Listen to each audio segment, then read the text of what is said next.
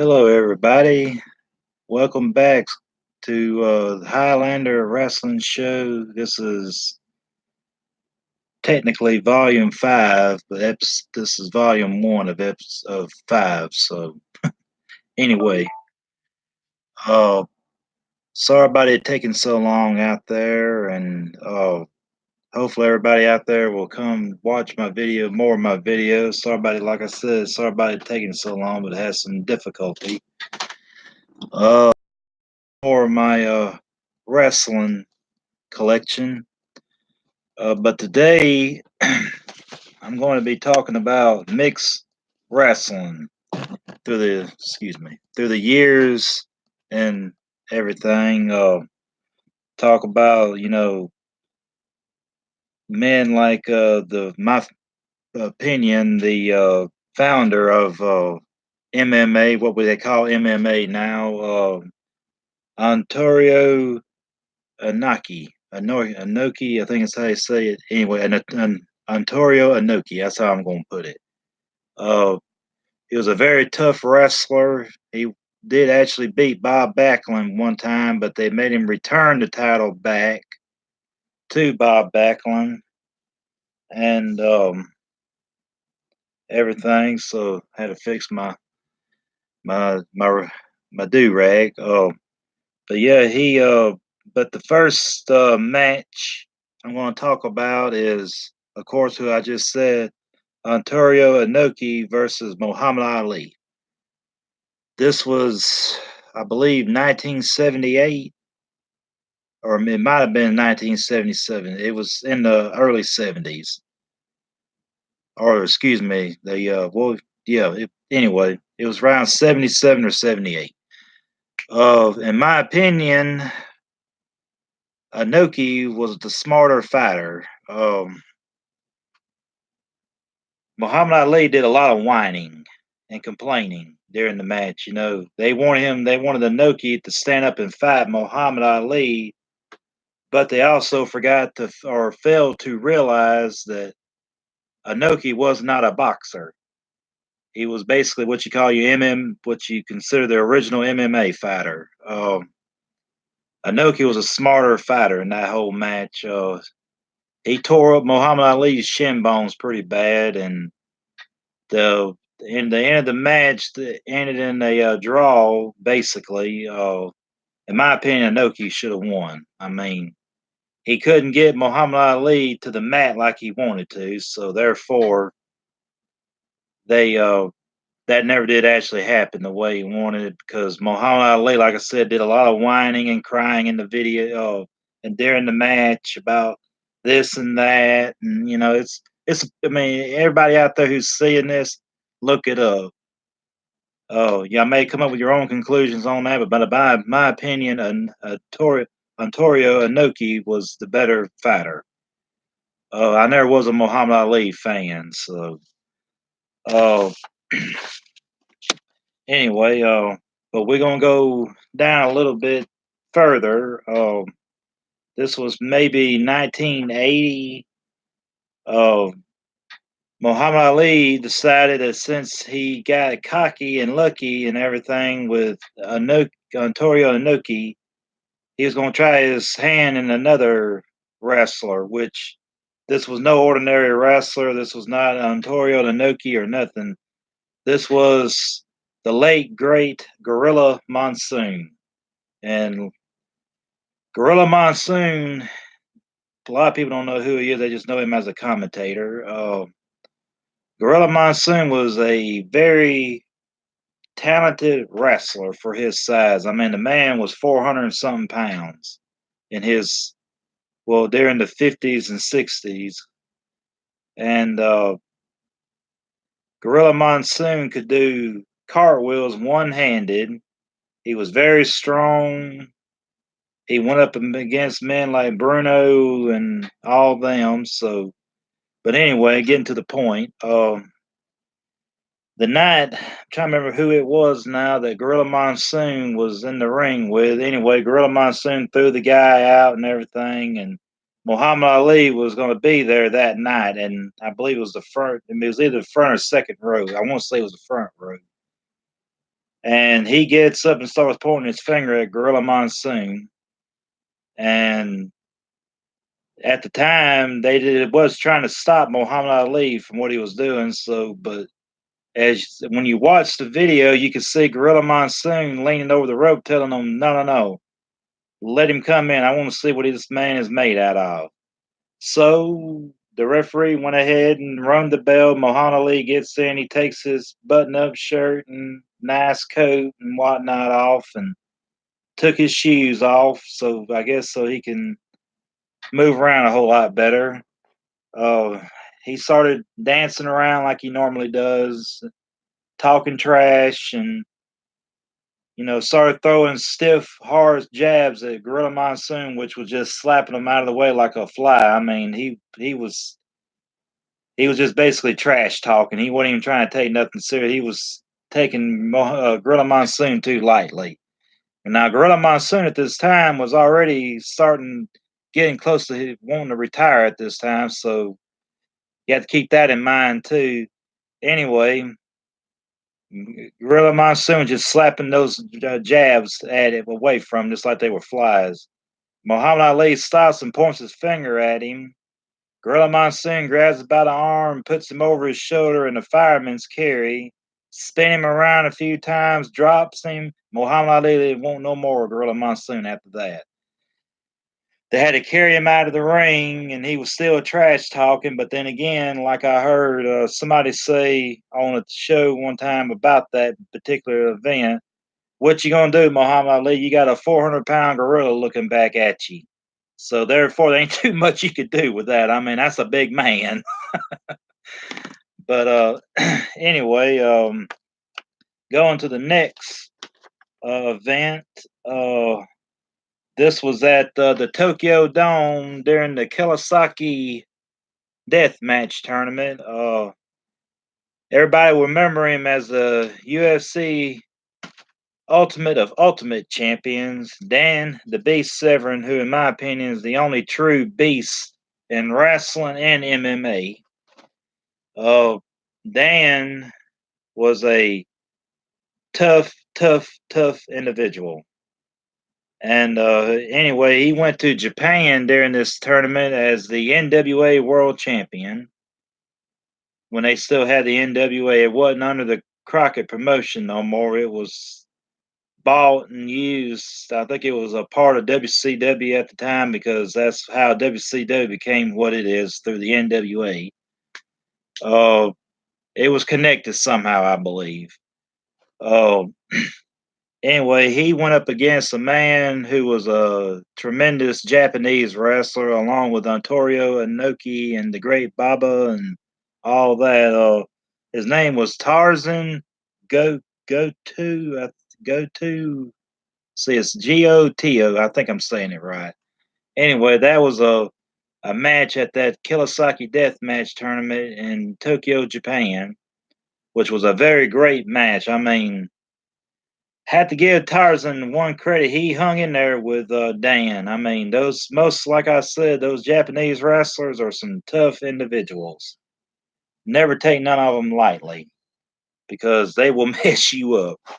Um, anyway, after the match was over with, Dan got the microphone and was giving Tarzan all the compliments in the world, which was, very honorable, in my opinion, for somebody from the United States over there in Japan because you don't really see that too often. Dan had nothing but a high respect for Tarzan, which he rightfully so. Because like I said, Tarzan was a tremendous. He was actually considered a dangerous wrestler. Um, he but I think Tarzan finally accepted that Dan was being sincere about giving him the respect and everything. This was I think this was during 1995. Yeah, it was 1995. Oh, I think they had another match though, but I don't remember exactly what year that was. But this was in '95. Oh, the one I'm just now was talking about. It was at the Kawasaki Death Tournament match. It would have been the IWA company, the Kawasaki Death Match. So if y'all want to look that up one day, look it up. That's a great. The whole tournament was great. I mean, if you want hardcore wrestling, that's hardcore wrestling. That's right up there with ECW, XPW. I mean, you can't get no realer than what they were doing. Uh, but anyway, let's see. The next one I'm going to talk about was back in the Attitude Era. The year, the particular exact year escapes me, but I've watched it. There was another UFC fighter, another they consider him to be the world's most dangerous fighter or the world's most dangerous man, by the name of Ken Shamrock. Who Ken Shamrock was another great wrestler like Dan the Beast Severn. You know, he could strike, he could wrestle. Uh, he went up against during this time in the which everybody loves the most prestige wrestling family of all times. Forget the Flairs. You know, they're right up there with the Von Erichs, which I ain't going to disrespect them whatsoever because the Von Erichs and the Armstrongs were all great family wrestlers. It was Owen Hart against Ken Shamrock in the Hart Dungeon, which this was a very unheard of situation. And that was really the first time I actually got to really see what the Hart Dungeon really looked like, which I thought was a very neat thing. But that was a great match. But Owen Hart was a very good technician wrestler, along with Ken Shamrock. That, in my opinion, was a very even match. Of course, you know they had to make it look good, so you know to please everybody. But by the way, you know, but either enough said on that. But they were Owen Hart was a tremendous technician wrestler, along you know with others in the Hart family. Him and Bret were the two best out of the Hart family itself, with the last name Hart. But yeah, that was a very unique treat to see back in the Attitude Era because I remember when it happened, and it was you know it was basically unheard of at the time. This was you know during the time of the street fights, hardcore wrestling, whatnot. You know, besides you know anyway, you get the picture. Um, now the next match, or excuse me, the next event I'm going to talk about, which was always a treat to me because I love it. I laugh every time I watch it because of the very fact of what happened. But another UFC fighter, the suckiest UFC fighter, the most horrible wrestler that ever lived. I have nothing for him. He's horrible. I don't understand why WWF or excuse me, WWE keeps him because in my opinion he don't bring nothing to the table. He's not that great. He just basically he sucks. Uh, Brock Lesnar. I'm not going to call him the Beast Incarnate because there's only one true Beast, and I just said him a while ago. Brock Lesnar against Chris Benoit. Now, ladies and gentlemen out there who's going to watch this video, excuse me for saying these few things. You never heard me really say it on here, but you know, for the most part, to be direct as I can about this, Chris Benoit tore that ass up. Basically, he made him tap out. That's what the beauty part is. Every time he got near Brock Lesnar, he made him tap out. Brock Lesnar didn't want none of Chris Benoit. He got Chris Benoit one time, and he had to cheat to do that. Other than that, he didn't want no part of Chris Benoit. Chris Benoit is right up there with Bret. He's up there with Mr. Perfect. He's up there with Owen. Of course, him and Owen were best friends. He was friends with all the Hart family. He trained in the Hart Dungeon.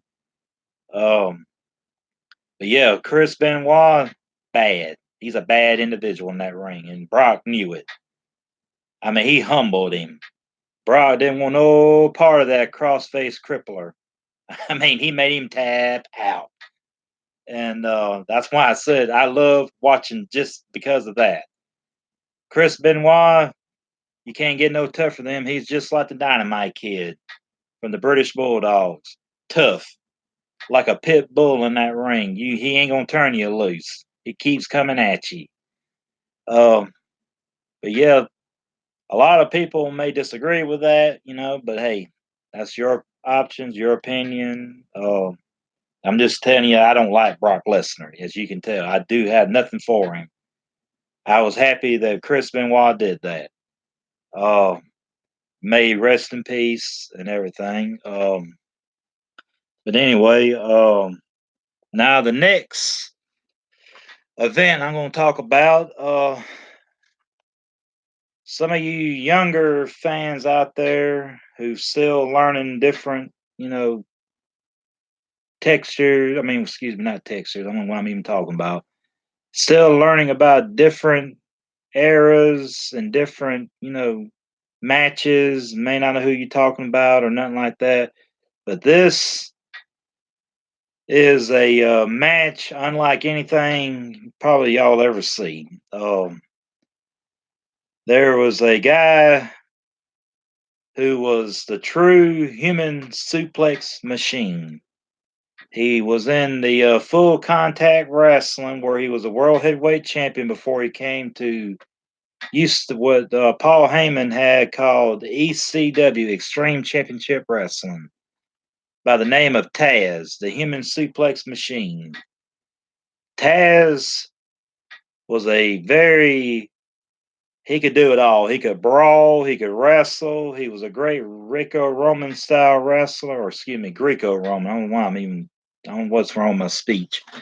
Um, Taz was one of my favorite ECW wrestlers. That's where I really got to learn about him when he went to ECW back or in the early '90s. Like I said, he was a full contact wrestling champion, and for rightfully so. If you ever watch FCW, you'll understand.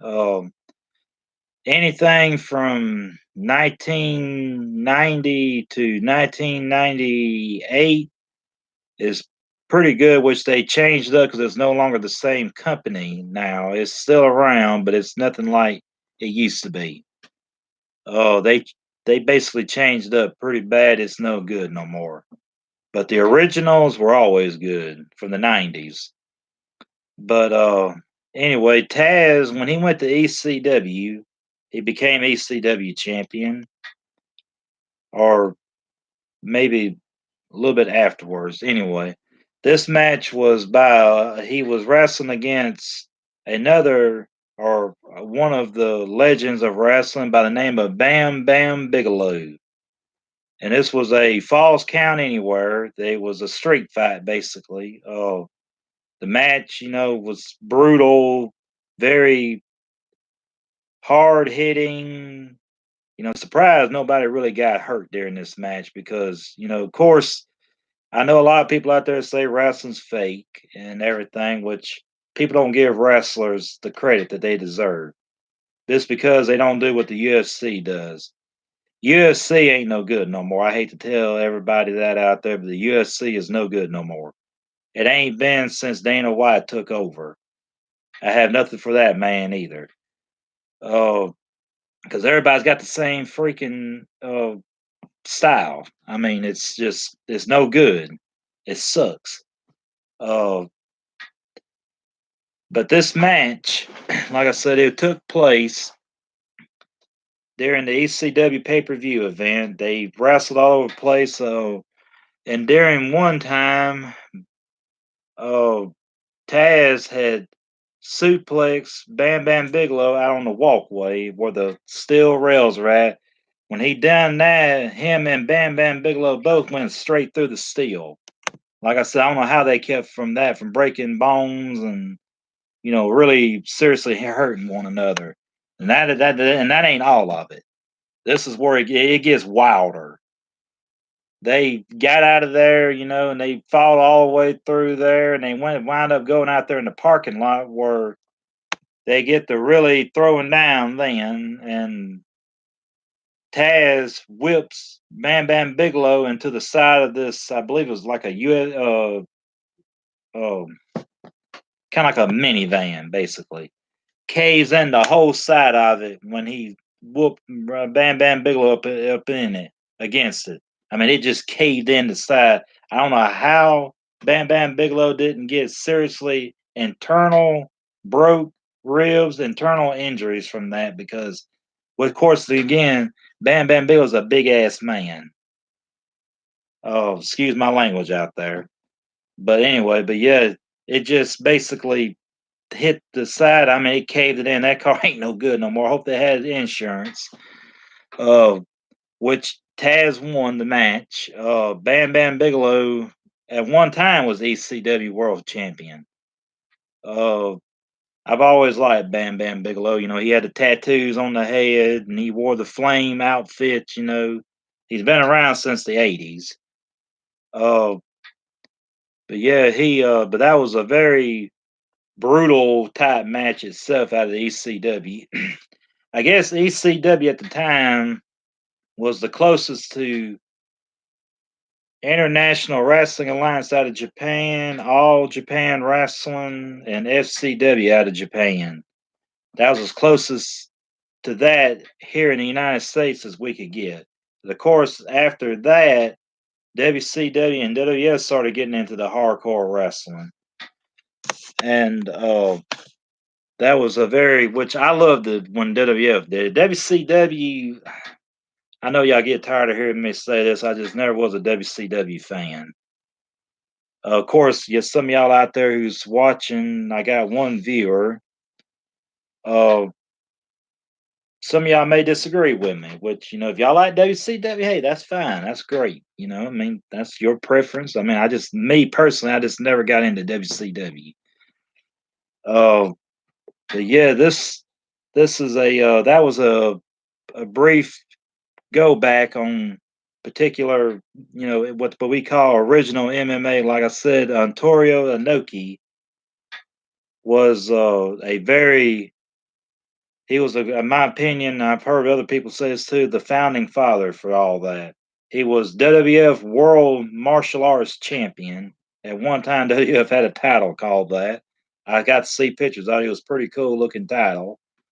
I like to get a replica of that, just like to put with my big green WWF World title. It's actually got WWF. It's got all the champions all the way up to Hulk Hogan on it, on the sides of it, just like the one he beat the Iron Sheik for in 1984. And of course, this other one I got is just, I just had it made up. I mean, I just wanted to have a title, but that was the first one I got. Uh, but yeah, this is, I hope everybody out there enjoyed what I talked about and everything. And like I said, I sorry about it taking me so long to come up with another video. I just had a lot of stuff going on. You know how it is. Uh, I was supposed to do one about the history of women wrestling, which I'm going to do it. So just bear with me. Hopefully, it won't take me as long to make my next one as it did this time. Of course, this is a whole new part of my room. So this is my other wrestling collection. Um, I've got a few new items coming in. I'm just waiting on them. One or two of them is the Saturday morning cartoon of the World Wrestling Federation Rock and Wrestling cartoon. Of course, none of them was the actual voice of the wrestlers, but it was Hulk Hogan. Well, excuse me, it was Hulk Hogan's Rock and Wrestling. Very, in my opinion, I love the cartoon. I'm getting having that coming in. I'm going to show it on my next video, especially for the history of the women's wrestling. When I'm going to show it up, because of course, Cindy Lauper. I mean, excuse me, Fabulous Moolah and Wendy Richter is on there. Oh, I've got a LJ. I got three LJNs coming in. I got two of them, which is the Hulk Hogan LJN with the white tank top, and the other one is a Bruno Sammartino LJN. I got a Junkyard Dog with the chain, which is very cool. Thank you, baby. Uh, and I've got them coming in. Let me think if what else I got coming in. I think that's it. But like I said, anybody out there who's watching this videos, if y'all have LJN figures y'all don't want no more, or you know somebody that's got some, let me know. I'm always looking out to buy new or buy more LJN, especially looking for a Bret the Hitman Hart LJN. Uh, well, him, the Warlord, and all that, which I know is a lot of people's gonna think they can get a fortune for, which I can't afford all that. But I mean, be reasonable and everything with wanting to buy it. But anyway, before I wrap this up, everybody make sure out there in the Mississippi area, look for the SWA wrestling near you. Be sure to go there and watch and get to meet Steve Starr and all that, and keep Ultimate Gallows Wrestling wrap up. Oh, excuse me, Ultimo Gallows Wrestling wrap up. Good friend of mine. Keep him in mind. Keep watching him. He's got a lot of great new videos. Which one of them? He's got a lot of cool autograph pictures and stuff like that. He's got a cool mask. I got to get me a good wrestling mask to wear one day. But I'm wanting one of the original Executioners mask, or the Assassin, or Mister Wrestler, one or two. That's the ones I like. I like the traditional looking mask, like Japanese style, like the Blue Dragon and all that. But anyway, y'all keep watching them. Keep looking out for my new videos. Like I said, I'm sorry about how long it took me to get this one going, or for me to do one. I hope everybody out there enjoys this. And maybe this coming up Thanksgiving, I have a Thanksgiving special on wrestling, and I'm definitely going to do a Christmas special on wrestling. Hopefully, everybody will enjoy. Anyway, y'all stay warm out there. It's supposed to, we're going to have a warning freeze thing going on in this part of the world and everything. So I sure appreciate everybody out there. Have a great one, and we'll see you next time. So y'all keep up with the watching wrestling. And if anybody's got any answer or any questions or want me to ask me something or anything, be sure to leave me comments or email me or whatever. So I'll be looking for y'all, and thank y'all.